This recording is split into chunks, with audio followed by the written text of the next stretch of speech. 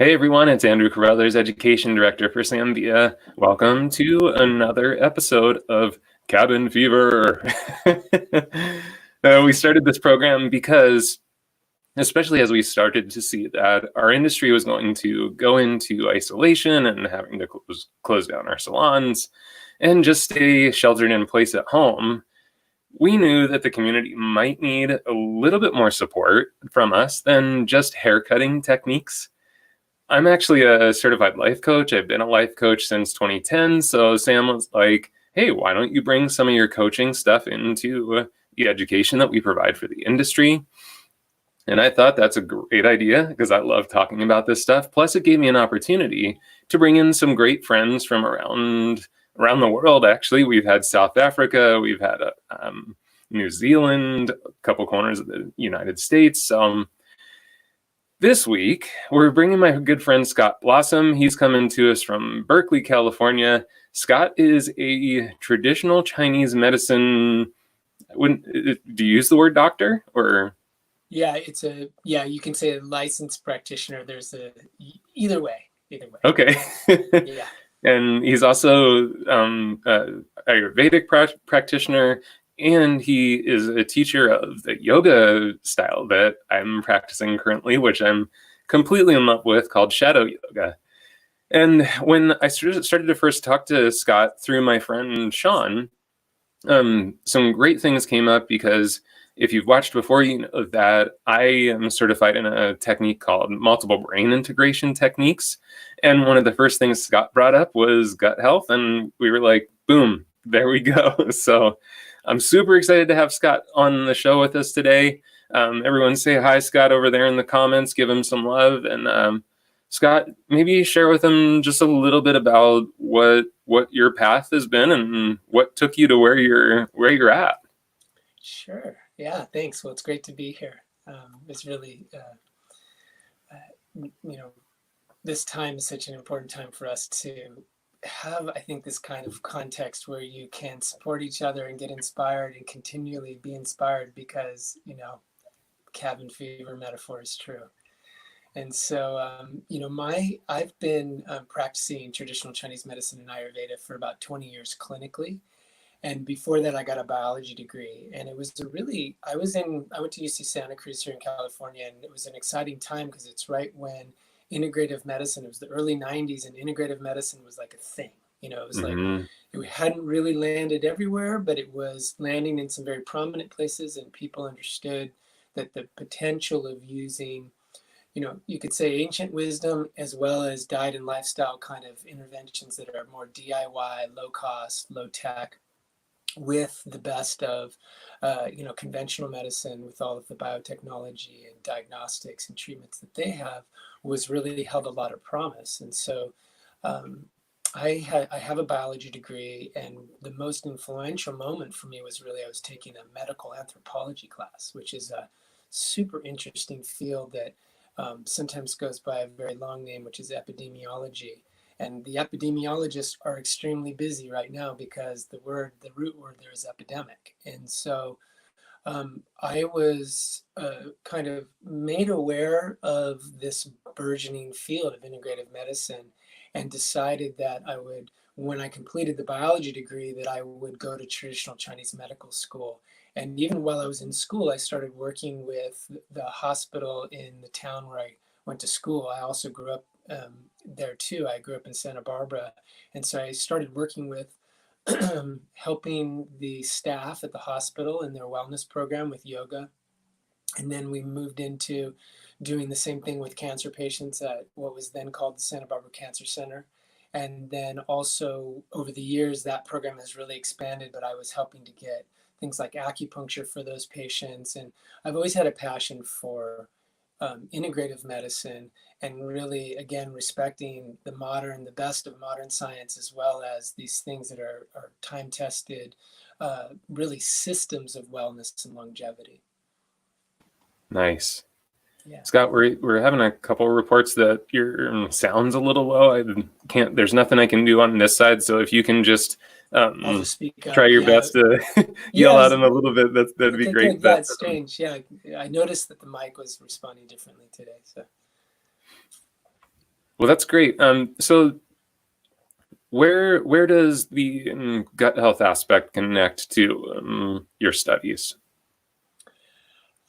Really, as the microbiome has become more of a subject over the last 10 years or so, that I was drawn to it because of the modern science and because of seeing the way that it's become, so many interesting and compelling health news stories concern the microbiome.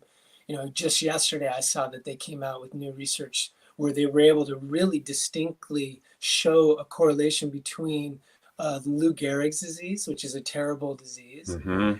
and the gut. And they did it in Yeah. an ingenious way of having genetically identical mice.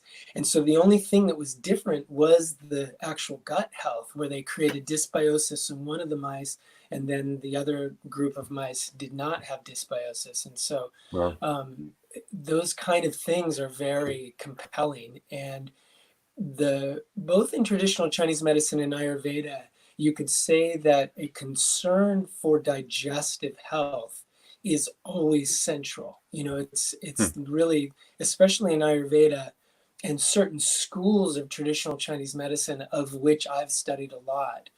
Every single thing you do therapeutically for the patient has to be evaluated from the perspective of whether that person will be able to assimilate and integrate what you're offering to them. And really, at some level, that's not just going to be things that you're taking in by mouth or you're breathing. It's also going to be experiences, it's going to be emotions, it's going to be the kind of asks that you would make as a coach for somebody about, like, how far can you take the next step so that they can really have the win and enter that place of being able to benefit, but also get the confidence that they achieved that step. And so that's really the same principle in traditional Chinese medicine and Ayurveda. very cool. Yeah. Very cool. It's amazing how so much kind of modern neuroscience and medical research is kind of just confirming things that the esoteric and the old wisdom traditions have really been saying since kind of the beginning of information. Yeah, absolutely.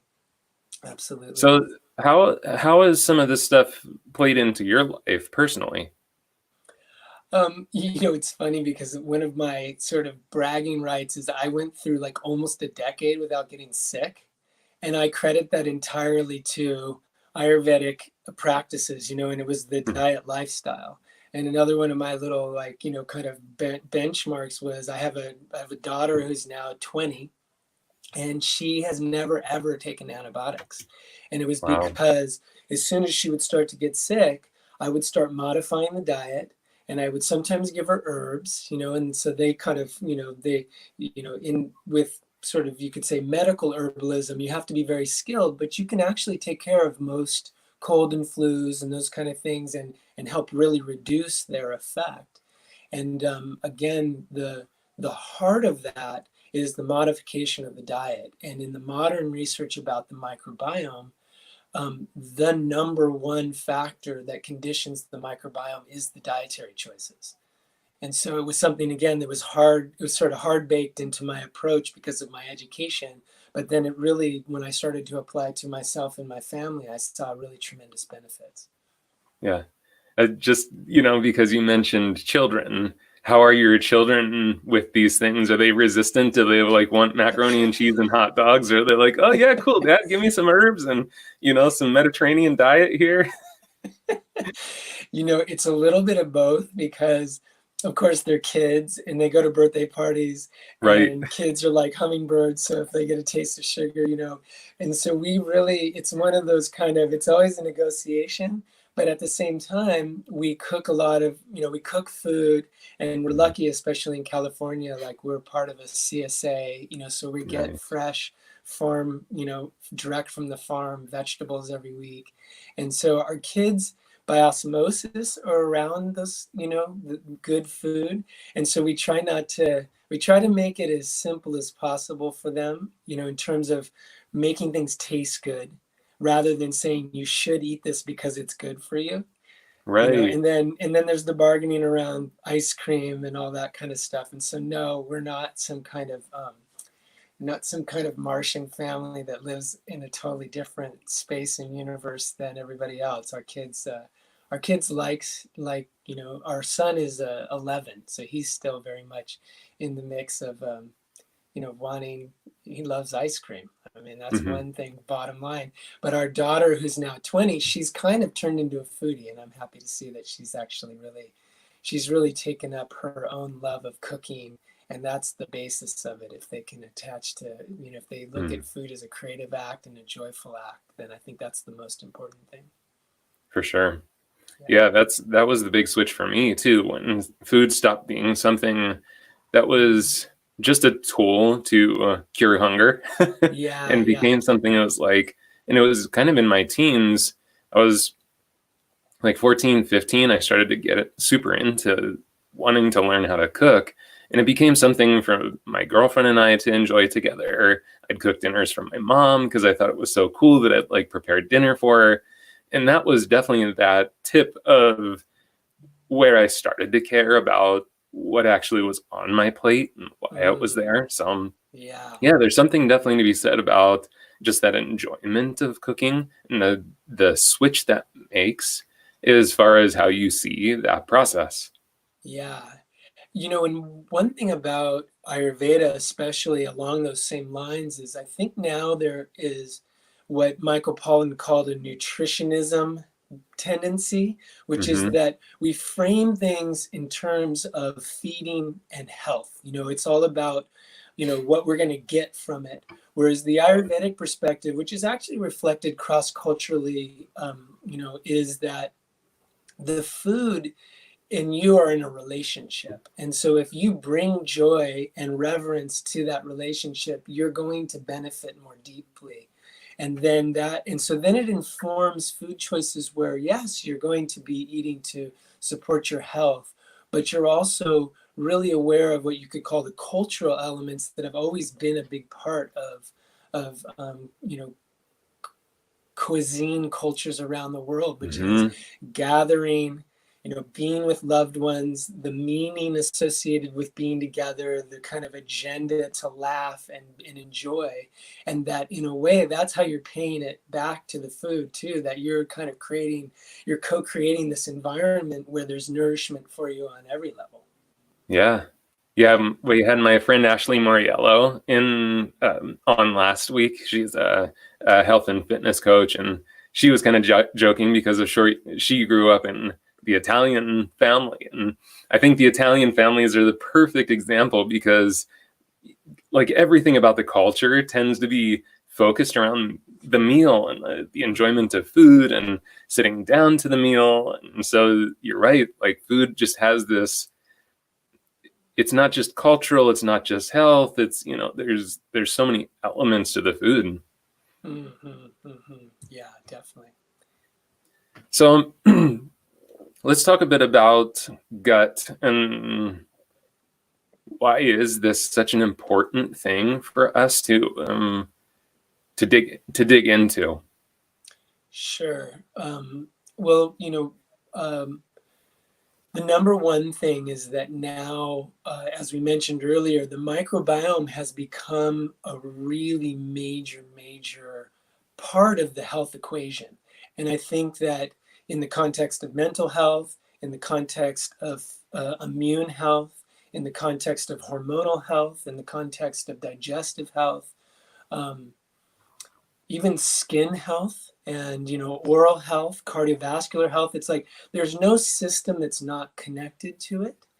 And as a Mm-hmm. simple kind of you know, kind of definition is the microbiome are all the bacteria, the funguses, yeasts, which are also kind of fungus, viruses, and then some very old characters in the microbial world called archaea that live in and on your body. And so, in the context of the immune system, one of the most, you know, kind of compelling truths about the microbiome is that 70% of your immune system is located in your gut, Mm-hmm. and it's called it's associated with the lymphatic system in the gut. But really, the way you can look at it is it's like a membrane which is on one side you have the microbiome, and then you literally have one cell thickness. And then on the other side, you have the gut-associated lymphatic tissue. And so 70% of your immune function happens in that place. And so the truths that have been kind of discovered out of that research is that it isn't so much that your gut affects your immune system, and it's more accurate to say that it educates and it trains your immune system about how to respond to what comes into your body through your mouth, through your nose, and also actually through your nervous system. So it involves, again, your brain, your mood, cognition, all of those things as well. Yeah. And even for the multiple brain integration techniques, gut is so central because now we actually know that you pretty much have a cat's brain in your enteric system. Like the quantity of neurons that we have in the enteric system is the same as like a cat's brain. So the enteric system is an incredible wealth of intelligence too. It's not just like where we digest food. I think for a lot of people, I'm sure it's news to them to hear that it's also 70% of our what's the word? Immune system. That word just went for a second, but yeah, the enteric system is also a huge source of intelligence to us, and the health of that system really depends on how well it's going to function for you as a source of intelligence too, because we focus so much up here, right? Yeah. And I know a lot of people take I've seen a big trend like the reishi mushrooms and things like that for improved brain function.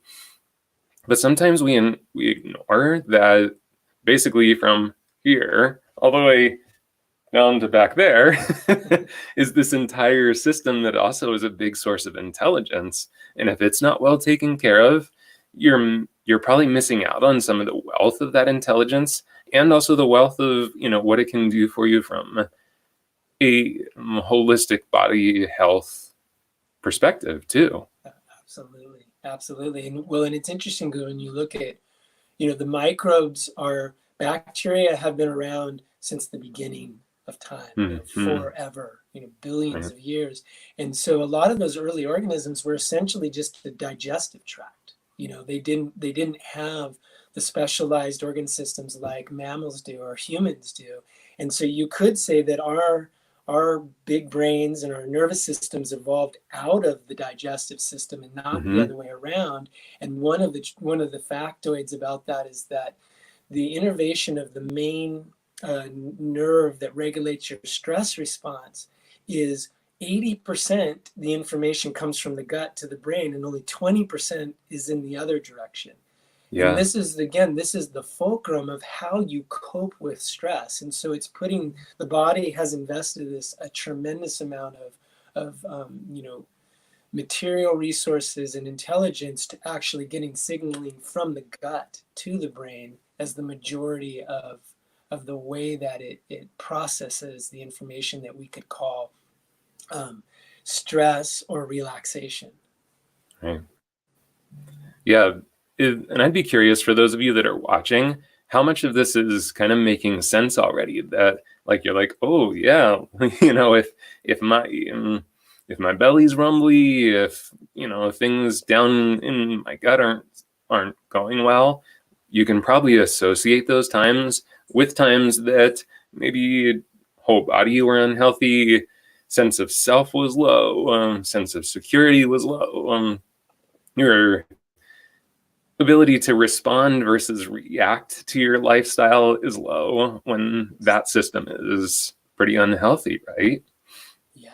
And I want to shout out too, because Stephen Young's been kind of telling his story over here in the Facebook comments. He was diagnosed with Crohn's disease back in 1995. He had 16 surgeries on his gut.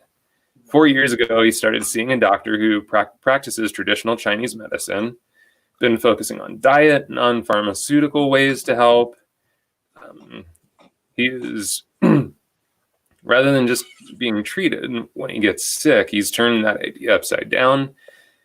And he doesn't get sick if he's eating right and following his other recommendations, and he doesn't have to worry about taking the other drugs that he used to take. So it's amazing to me. But why do you think that?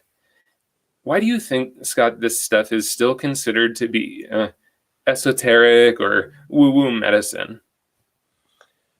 Well, I love that story. Thank you for sharing that, and I'm so happy to hear about that too, because that is at some level.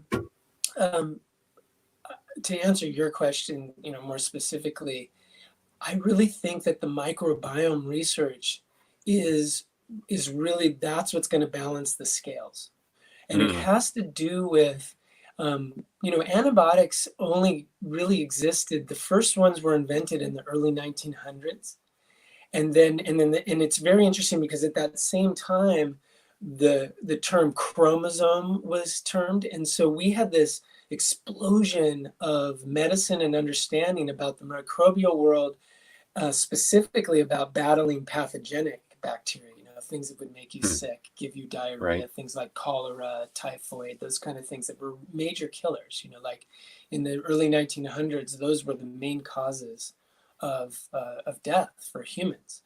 And Right. then, so by, between say 1910 and 1950, you had a proliferation of antibiotic medicines that really established the foundation. And it hasn't changed that much since then, actually.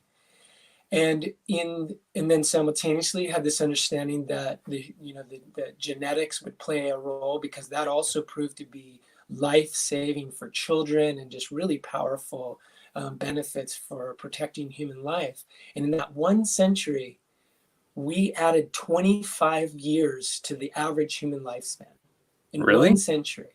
Holy And cow. that was like, that's unheard of. So now if I was somebody, and I was born in 1970, but it's like, if I was in the 50s and I was a scientist and I had seen this change, this huge change, or I was a doctor, it would have been really easy to assume that by controlling the microbes, pathogenic microbes with antibiotics and other disinfectants and these kind of things, as well as studying the human genome, we were going to be able to get to the place where we could prevent or alter the course of almost every human disease. And so the emphasis became on those really, you could say, biological science-oriented research became the salvation, because it was the first time in human history that we had achieved this kind of universal public health. And now, of course, we're sort of seeing what you could say is like the blind spot in the assumption that those things would be enough, because we've overused antibiotics, we've over sanitized our spaces with disinfectants and bleach and all these things, and they do a great job, when you need to disinfect something, and that is necessary. You got to do your dishes, you have to, there's certain places in the house that have to stay clean, the bathroom, the kitchen.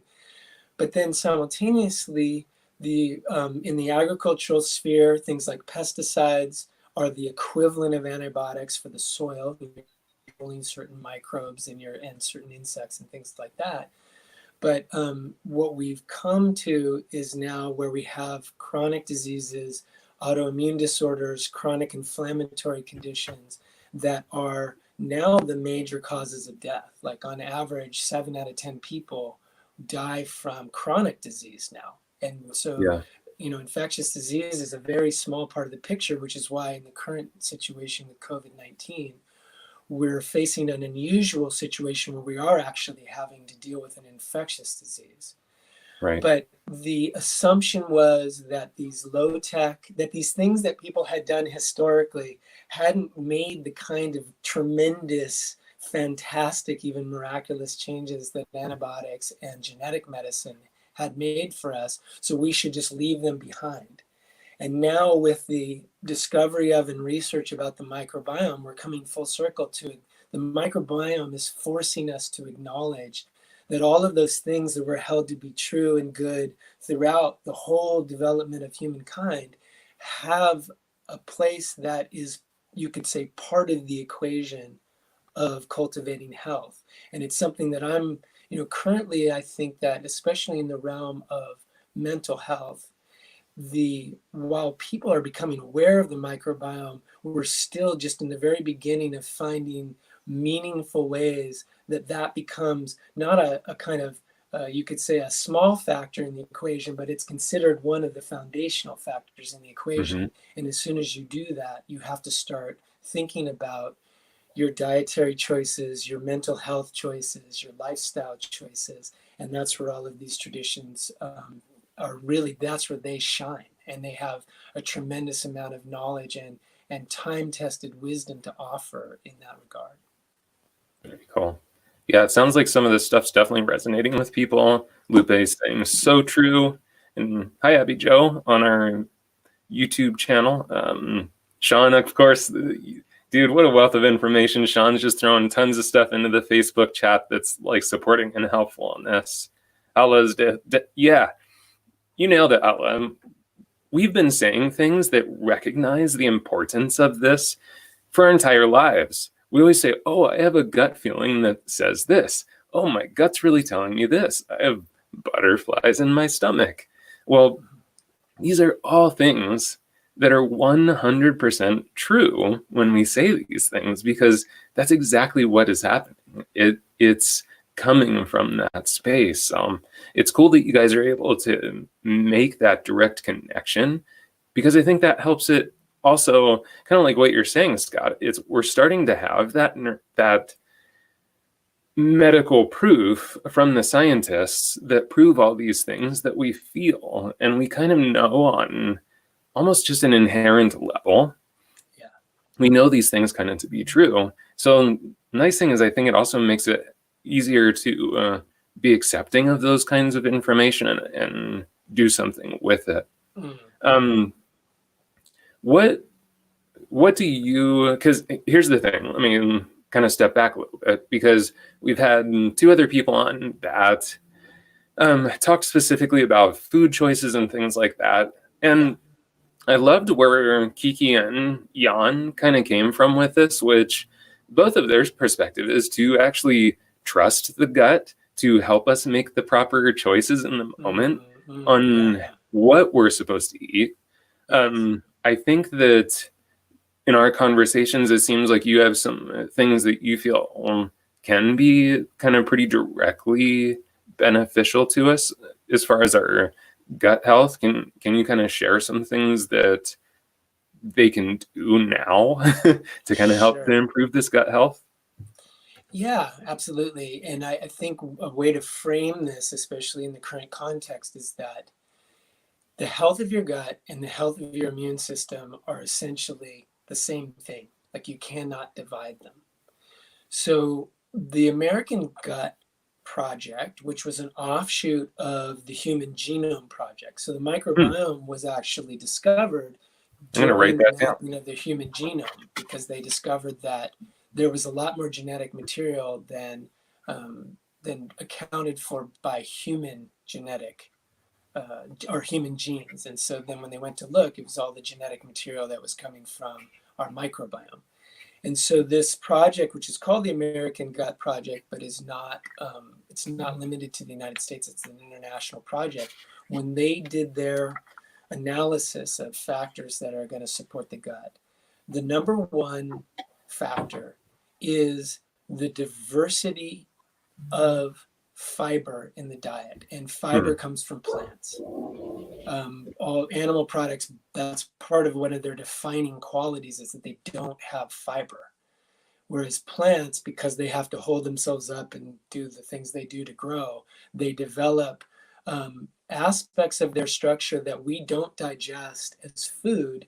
And some of those things will dissolve in the system, and they're fibers that are called soluble. And then you have insoluble fibers.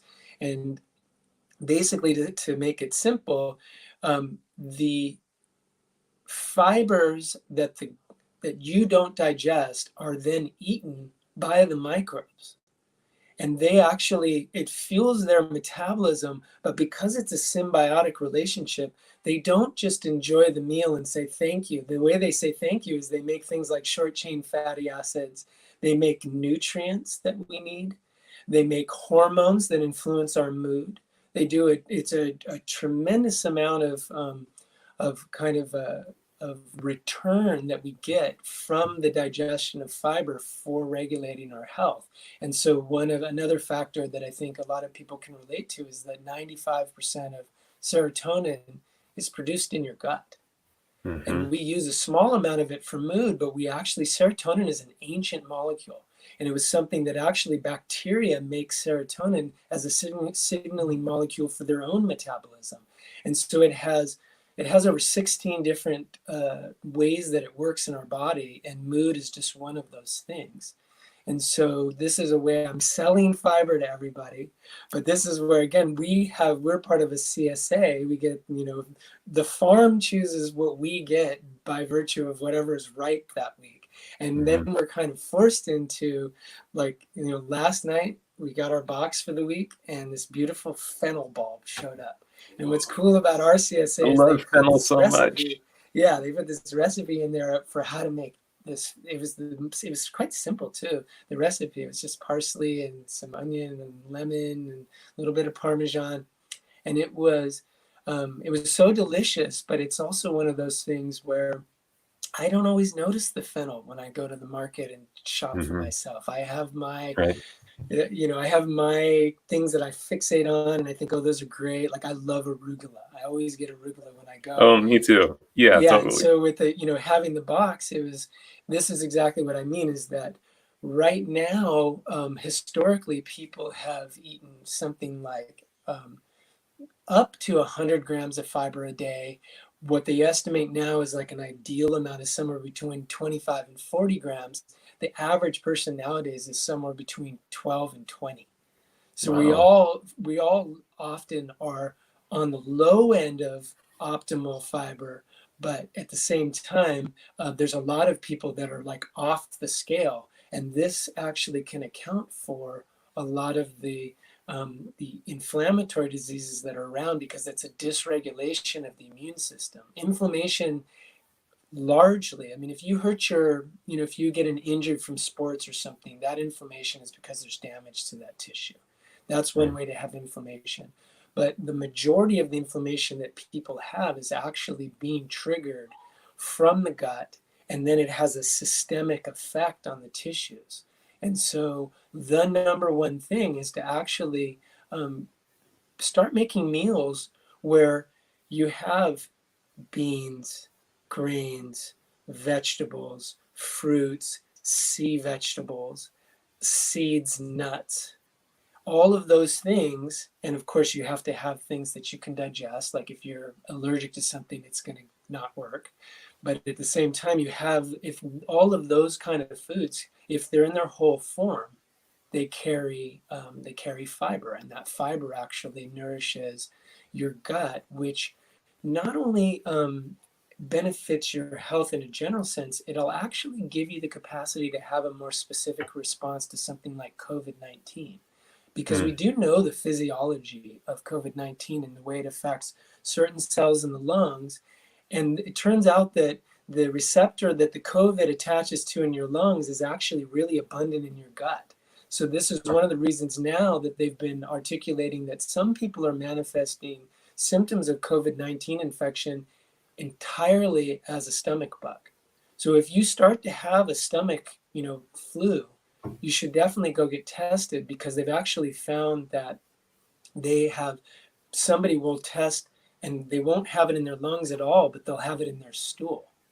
And so but particularly if you're eating enough fiber, your immune system will modulate itself in a way where it will send in a precise response to what you need, rather than like a full-blown inflammatory response that turns on the entire immune system. What we're finding is that when the gut is healthy, it not only helps your immune system be stronger, you could say, more importantly, it makes it more precise. And this is actually what prevents the most serious consequences of the COVID infection, which is people are not getting put on cytokine storm. Is that? Yeah, the cytokine storm, exactly. And what that is that if you have a pre-existing level of inflammation in your body, you can, and then you get the COVID infection, your body can kick up the inflammation so high that the inflammation itself becomes the most deadly and dangerous factor. It's no longer the virus. It's actually that your body has ramped up the inflammatory process. And so there was some studies done where they were studying fiber and those short chain fatty acids that reduce inflammation in the system, and they expected it to, quote, weaken the immune response. But what they discovered in the studies was that it actually made the immune response like a sharpshooter, where instead of, like, again, using a military analogy here, is like instead of sending the whole army out and having this massive inflammation, you would choose exactly the type of sort of infection fighters that you need to elicit to protect the exact receptors in your body that are vulnerable to that infection. And this is why I think the word, when you think about the microbiome, is that the microbiome educates your immune system. It doesn't just support it, it actually makes it smarter, so that it will be able to do the job on what it needs to fight without creating excess inflammation that can create all kinds of side effects. And in the context of COVID-19, is really responsible for the most serious and deadly symptoms that people manifest. Yeah. Yeah, and it's, that was one of the things that Sean and I were really talking about too, just I think a week and a half ago, that I still feel like, unfortunately, the missing piece of information around COVID-19 is just being healthy is still your best defense against it. We can do all these functional processes to avoid being in contact with it. But once you become in contact with it, your best defense at this point is to have a healthy body. Right. And unfortunately, they're seeing quite a bit of research too. I've seen a lot of stuff coming out recently that, most of the people that are fighting off these huge cytokine storms, unfortunately, are especially people that are significantly overweight. And of course, people in the older categories. But, I just, there was an 84-year-old woman that had it and just kind of floated right through it. But, this woman is still like a triathlete, eats this incredible, healthy diet and just fit as can be. And it's a mental health, it's a gut health, it's a heart health too. Like the heart is such an important part of this process as well. And we just don't, I don't know, it's kind of sad to me sometimes that the news that we tend to watch is the big scary stuff, like, how do I sterilize my house more? How do I protect myself from this virus and not get it? Well, I think one of the things that really gets missed in the nightly news is, okay, this thing is out there. So you've got a couple choices. Yes, you can physically protect yourself from it in these ways. If it does come in contact with you, here are your best bets for getting through it. And without a doubt, there's no medicine. There's nothing that Merck is making. There's nothing that Bayer is making currently that is going to help you to fight this off. That's what they're looking for right now. But what can is, and what's probably the best at it, is what's already inside of us. And it's so incredibly intelligent. It doesn't need your help even. That's one thing that Sean always talks about, like from a physical standpoint with me, because I've got some aches and pains and body pains that I've been working with from standing in behind the chair for over 20 years, And so he keeps reminding me, the body doesn't really need your help. Like, it knows exactly what it's supposed to do. Right. In fact, really what it needs is, it needs you to stop messing with it. It needs you to stop like trying to manipulate it and trying to tell it what to do. Just be healthy and kind and whole. Your body will do the right thing. So it's just so incredibly interesting. I just feel like with COVID-19, we just have kind of an unfortunate news string at this point with it. I think the news is important, of course. We have to be informed, but typically what we're being fed is the fear. It's the and it's not the things that are really going to support us in the long run. Yeah. Well, it's interesting what you said, because I think the example, for example, of people who are obese being more susceptible to serious complications. Again, with that situation, which is very common nowadays, especially in the Mm-hmm. United States and westernized countries that are eating that type of westernized diet, that we know that underneath that systemic inflammation is inseparable from obesity. When the body becomes obese, part of what holds the obesity in place is the inflammation. And so Right. things like eating, a gut-friendly diet that has a wide diversity of plant fiber in it is, one of the most direct ways to start reducing inflammation. It makes me, there's some other communities it's like anybody who's carrying chronic disease. If somebody has a chronic disease, and that what all of those diseases have in common is chronic inflammation. Inflammation is part of every single one of those conditions. And Right. so I think it would be useful. I'll list a couple of more things here to give the audience some more tools Yeah. about, well, how do you bring down inflammation? And so you remember earlier when I gave the example of, here's your microbiome and here's your lymphatic tissue that lines your gut. And then you have that little mucosal barrier, you have the little 1 cell thick barrier there. The lymphatic tissue is equally part of the equation, because these things are always exchanging. And in fact, the lymph tissue is where that inflammatory response is generated from. That's the tissue that actually marshals that in your human system. And what's Hmm. the number one way to benefit your lymph? To move. Yeah. And not only to move, and this is where, again, something where if you do a repetitive exercise, those things, a lot of things like running or biking, those things can be wonderful for cardiovascular health, but they're not very diverse in terms of a movement profile. Right. And Because it's that's always the where, same exact pattern. exactly. And so Mm-hmm. that's where, if you get out and you take a hike and you scramble up some rocks, or you dance and you do something spontaneous with your body, you end up, two really important things happen, which is you're moving the body in these kind of, you could say, micro movements have to occur for you to adjust your balance and to do your thing on the dance floor or whatever. And you also, when you get involved in that, you're paying attention.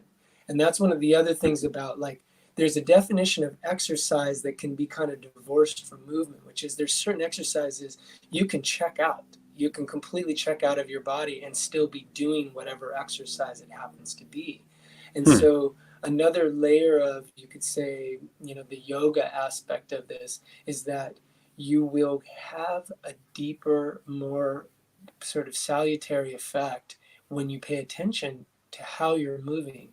And the best way to do that is to actually do activities that require you to move spontaneously or move creatively, and still include your cardiovascular. I'm not at all saying that's not a great part of things, but it is in terms of um, anti-inflammatory effect from movement. It's all these novel movements and these micro movements, as well as getting barefoot. Getting out and getting out on the ground and walking around on uneven surfaces with your feet bare.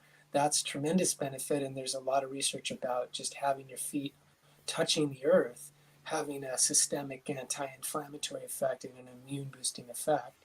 And it's funny because the research, I remember reading this meta-analysis, and all these researchers are saying, this study is to investigate all the research about what, the hippies call earthing, and the scientists Yeah. call it they call it grounding. The scientists named it grounding.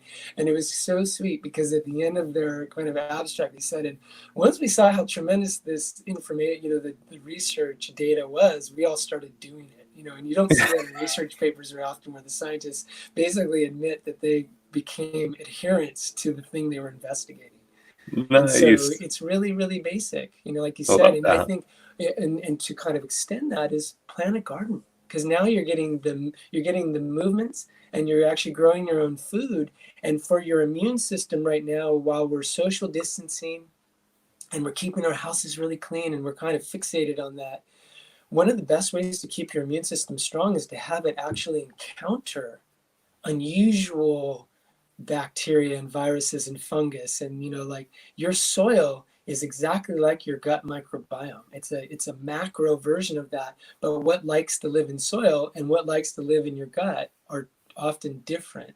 So just by virtue of getting out, planting a garden, even if it's not edible foods, the movements you do, the contact you have with the earth, and then also the smelling, the stuff that floats up from the ground is actually, you actually seed your microbiome through your nose as well, profoundly. It's not a small ingredient.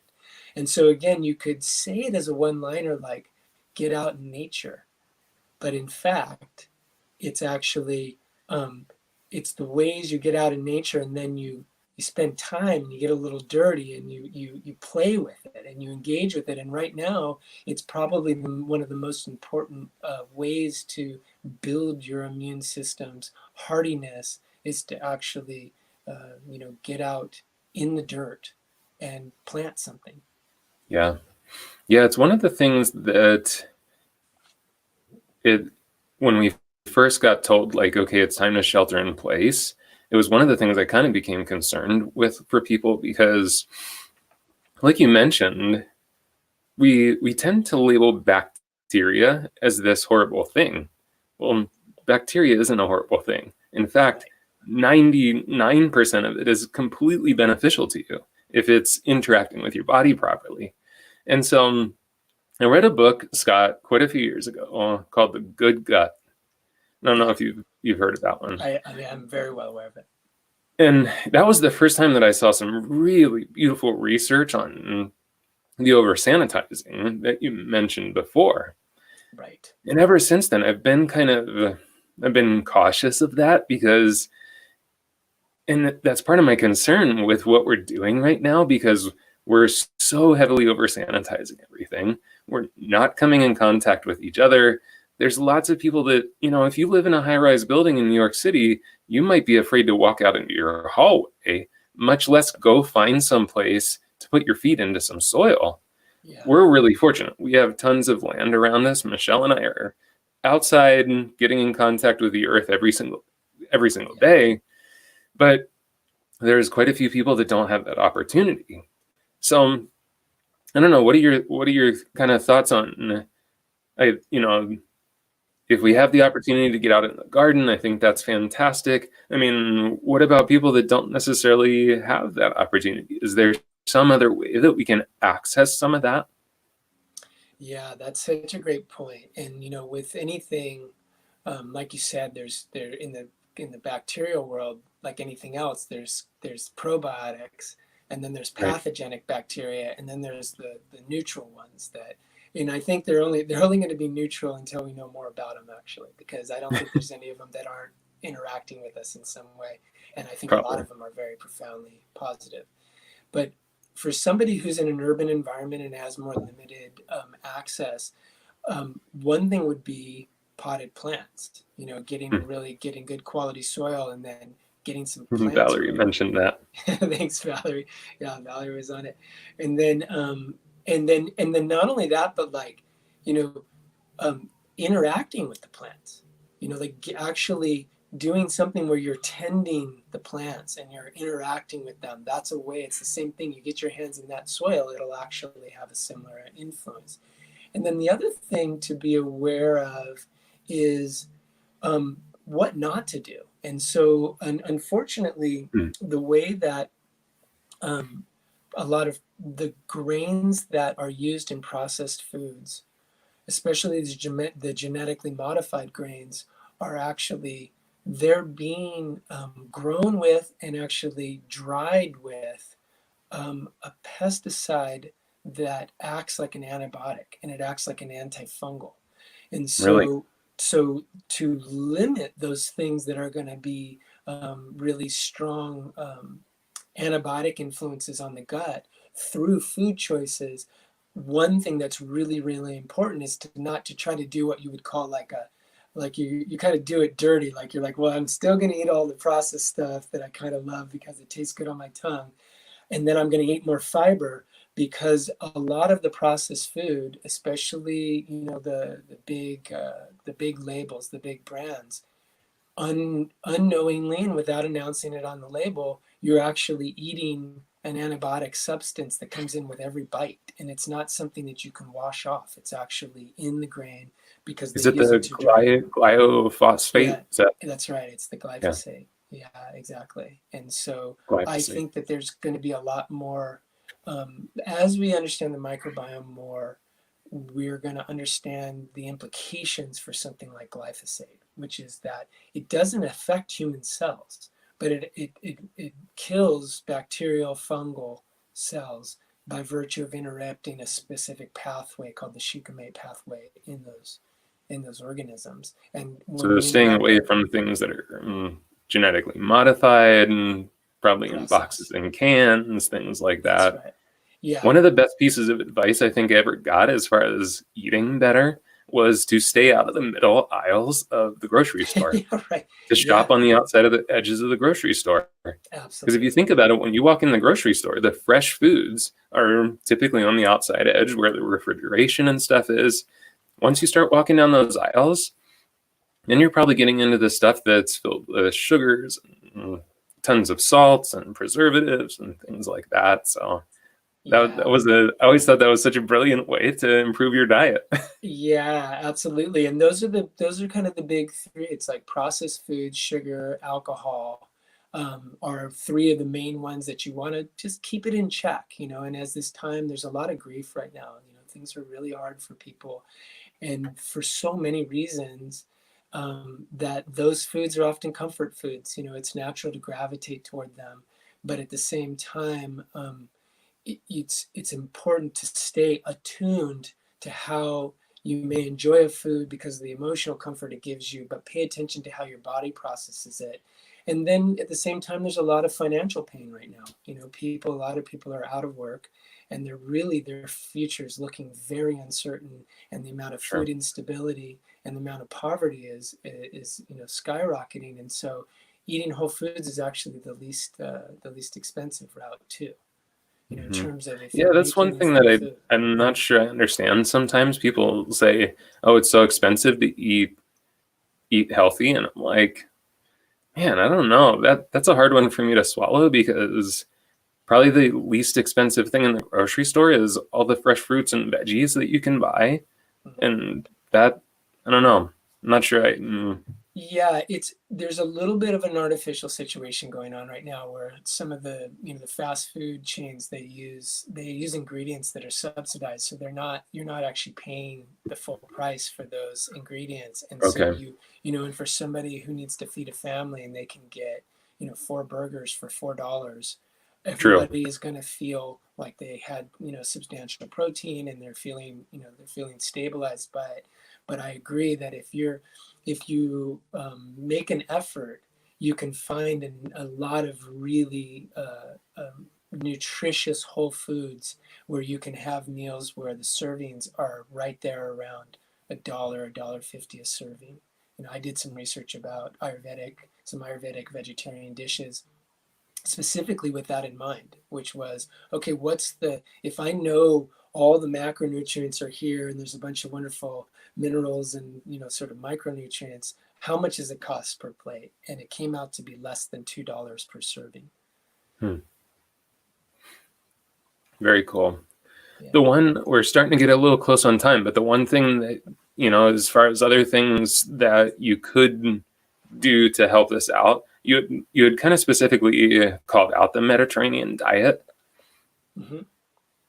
So tell us, like, because I've definitely heard that, and I feel like I'm kind of familiar with what that particularly means, but what would constitute a Mediterranean diet? Sure. The Mediterranean diet, in a nutshell, is going to be where you're having plant-based oils and fats. And of course, you have to be a little careful with sourcing on those things because A lot of plant oils are polyunsaturates, and they don't fare very well when they're exposed to light and air, or they're stored on a shelf for a long time. But Okay. that's where, oils like that come from seeds and nuts, come from avocado, those kind of things can be a really good source of it. And so grains, legumes, along with fresh vegetables, good plant-based oils.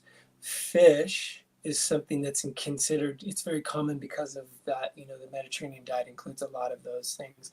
I'm a little mixed on fish because we've overfished the seas, and the Right. seas also are polluted to the point where a lot of those fish are carrying byproducts of plastics, they're carrying heavy metals.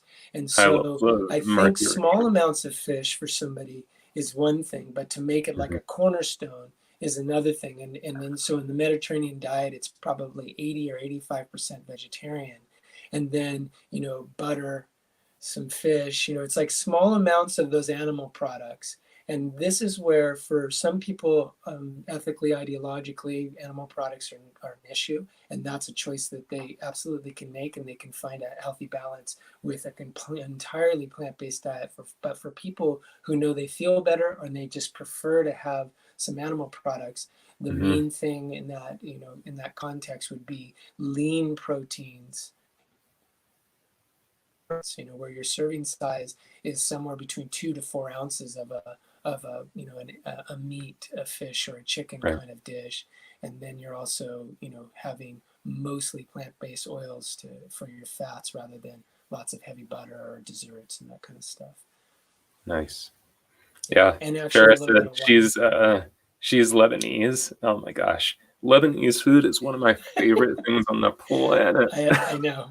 I I have love some it good so friends who were much. Lebanese growing up, and when you have to, I heard this comedian disparaging tabbouleh the other night, like, why? Why would you even have tabbouleh? And it's like, well, if you've had real tabbouleh where it's like mostly Yeah. parsley, it's incredible, and it makes you feel The incredible. first time I had tabbouleh, it was out of one of those like horrible box things, and I thought it was the worst thing I had ever tasted in my life.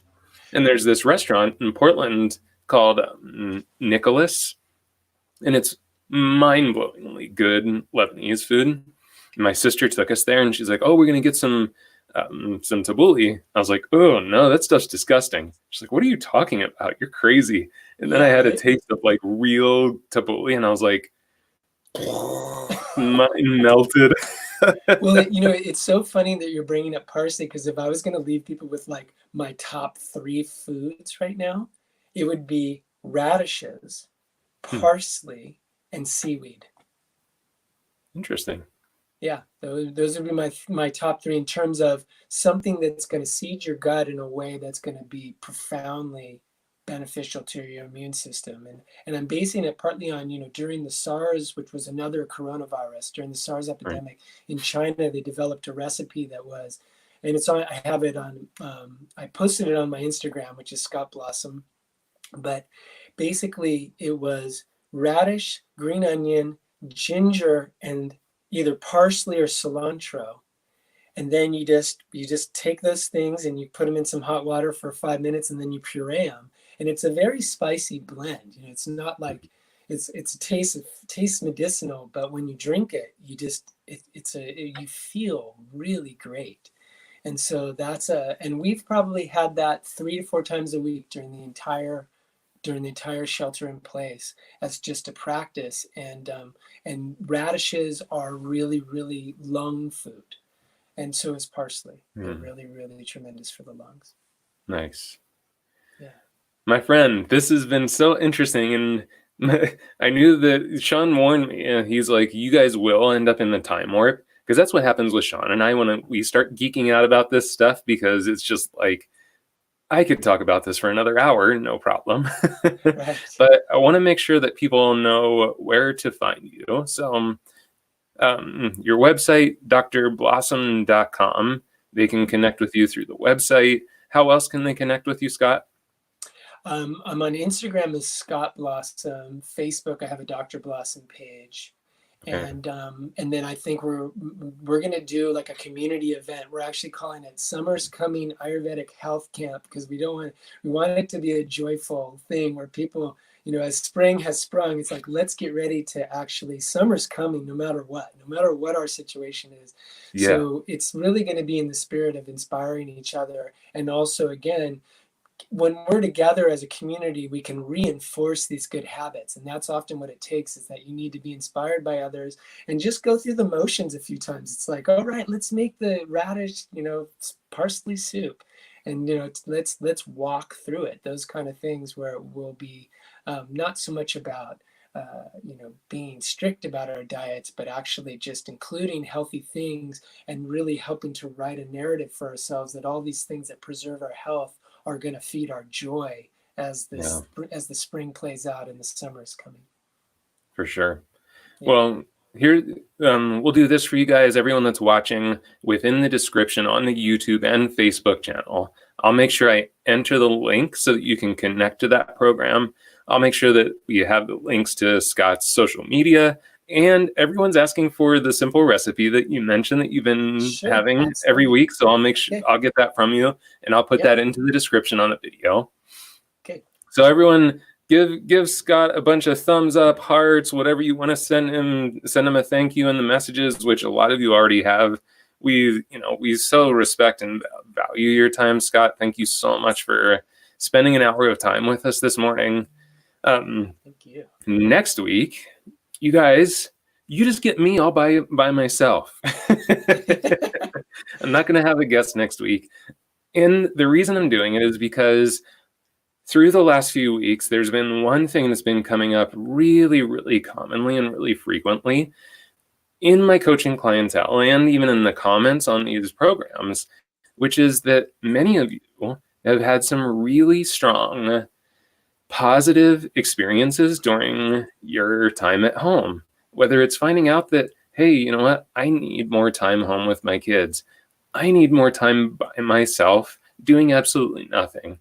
Maybe it's that your personal values are becoming more clear, but many of you have reached out and said, okay, well, my salon's opening back up, or I'm going to be back in business soon. How do I actually take all these things that I've experienced and these new things that I want to keep in my life? How do I do this as I return back into this kind of busy lifestyle that we tend to lead? So I thought what would be good for next week's Cabin Fever is I'm going to take you through some stuff. We're going to talk a bit about those elements, but I want to give you some practical steps that you can take right now so that you don't kind of get surprised next week and they're like, oh, surprise, my town's open, go back to work. You find yourself back into this busy lifestyle and everything that we've kind of experienced over the last 6 or 7 weeks that can really be personally so valuable to us. We don't want to leave those lessons behind. So I'm going to give you guys some things that you can do now to start to prepare for that and to really establish this is how I want my future to look so that you have a plan for when things do come back open. And I know for some of you it already has. So that'll be our focus next week. I'm going to try and get Scott's beautiful wife, Chandra, on for us at some point. She is hopefully to bring some thoughts on meditation to the community. So we've got a bunch of really amazing guests in the future, but I'm going to take next week all to myself. Nice. It sounds great. So thank you, Scott. Really appreciate you, my friend. Thank you guys for everybody joining us this week, and we'll get that information up into the description on the videos as soon as we can. Cool. See you guys. Bye, everybody.